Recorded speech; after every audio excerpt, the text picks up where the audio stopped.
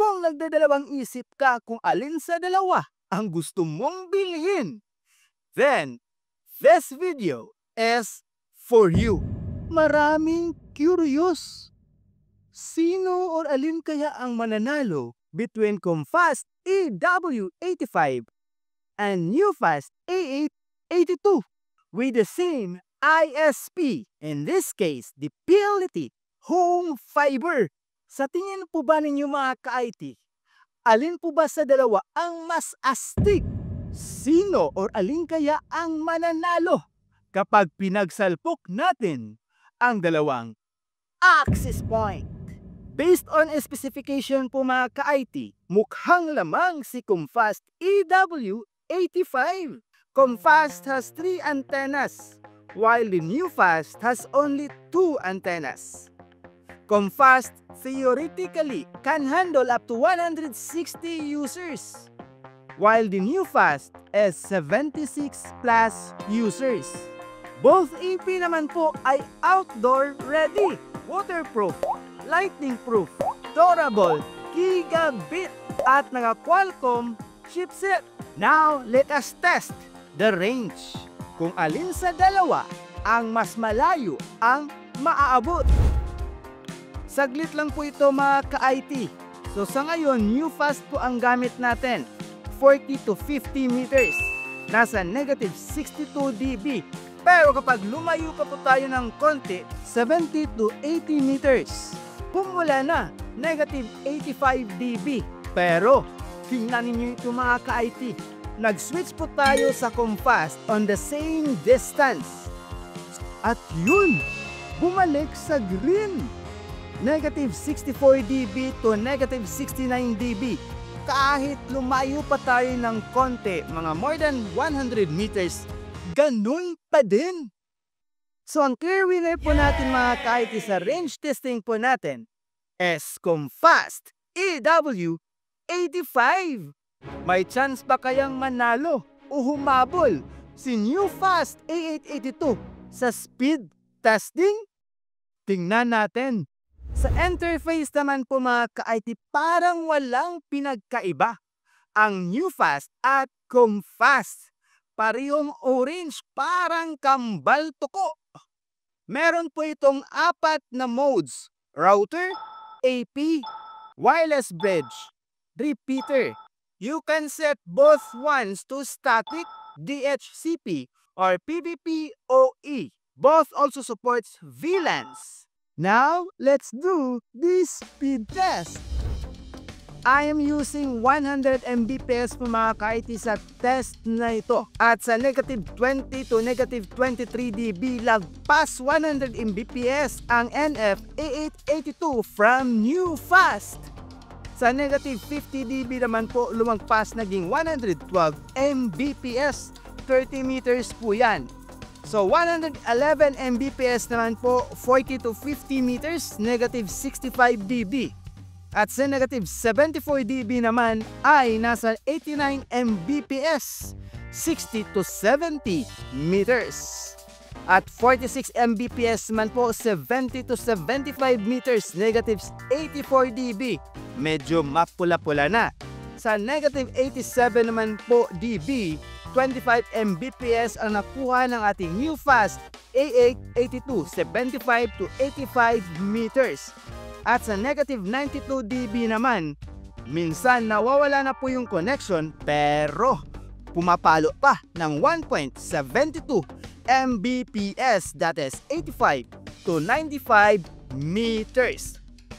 At sa Comfast naman po tayo. Still, I'm using the 100 Mbps PLDT Home Fiber for Comfast EW85. Sa negative 20 to negative 23 dB, lagpas 100 Mbps, mga 20 meters na po yan, 115 Mbps. Sa negative 50 dB naman po, 30 to 40 meters, tumaas pa, 118 Mbps.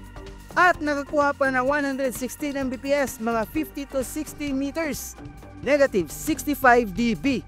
Sa negative 74 dB naman, 113 Mbps. Walang hiya, 70 to 80 meters na po yan. Negative 84 dB naman, mapula-pula na. 80 Mbps pa ang nakuha ng ating Comfast EW85, mga 80 to 90 meters. At negative 87 naman po, 50 Mbps, 90 to 110 meters na po yan. Negative 92 dB naman po, minsan nawawala na, napuputol naman po talaga. Pero, kumakapit pa din sa 2.74 Mbps. 120 to 150 meters na po yan. At ang hatol po natin mga ka-IT, sa speed, medyo the same lang. Medyo maliit lang po yung difference. Pero, sa range naman po mga ka-IT, sa layo ng maabot ng signal, Comfast EW85. So, mas lamang talaga ang Comfast EW85. Ibig sabihin, ang 3 antennas na ito mga ka-IT, hindi lang talaga to for decoration. Astig talaga ang signal ng 3 antennas sa 2 antennas. More or less po mga ka-IT, ang abot po ng Comfast is mga 200 to 250 meters if properly elevated and properly positioned.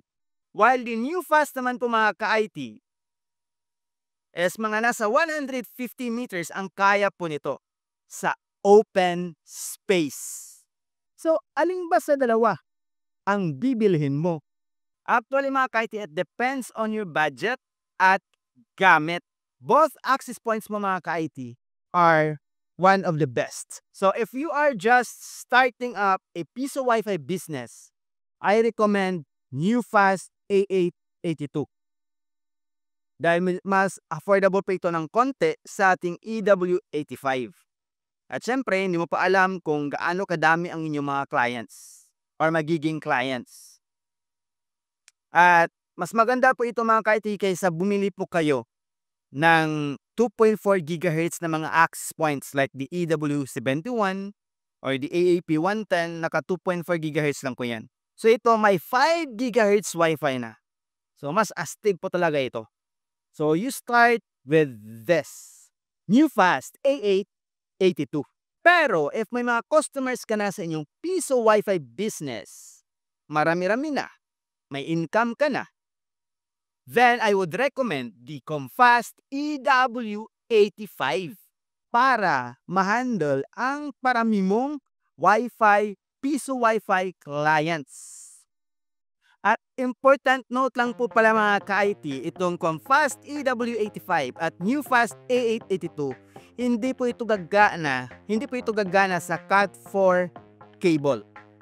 So yung 2 trusted wires lang po yung gamit, or kahit Cat5e pa or Cat6 pa, pero yung pag-terminate po ninyo ng inyong Ethernet cable ay mali-mali, hindi po ito gagana. Hindi po talaga iilaw ang EW85 at A882.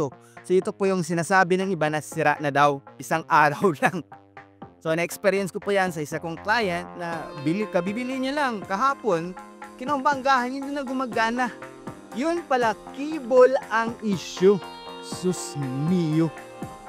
So, make sure mga ka-IT na bag-rent ng inyong Cat5, Cat6 Ethernet cable is ayos para walang problema. So, ngayon, gusto mo ng backup internet connection na walang monthly bill. Meron ba nun? Meron. Mura na, wala pang monthly bills. Watch this!